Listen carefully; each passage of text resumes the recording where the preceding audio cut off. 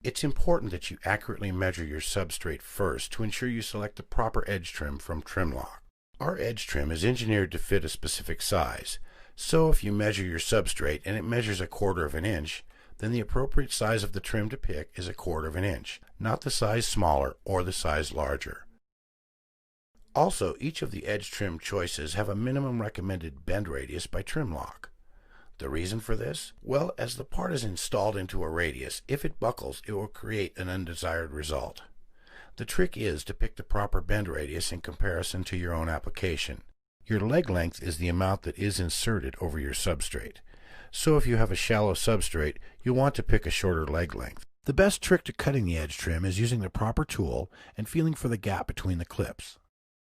There are aluminum or steel segmented clips embedded into the plastic in this edge trim. If you don't find the spot between the clips before cutting, the trim will have a tendency to crush when making the cut.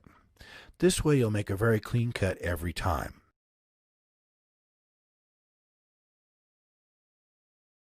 For high volume installations, Trim-Lok also offers a pneumatic air hammer that makes short work out of edge trim applications.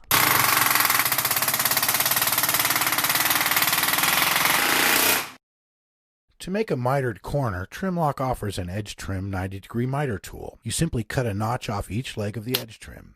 Remember, you must cut only one leg of the trim at a time. Here's how the properly cut notch should look. To try to do such work with tin snips or any other tool is literally impossible.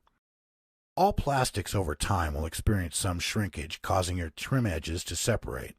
The trick is to push your ends together, leaving a bit more material in that loop, and then pressing that loop down. This forces more material into the application so that the trim is not stretched. This also eliminates the need for the ends of the trim ever to be glued.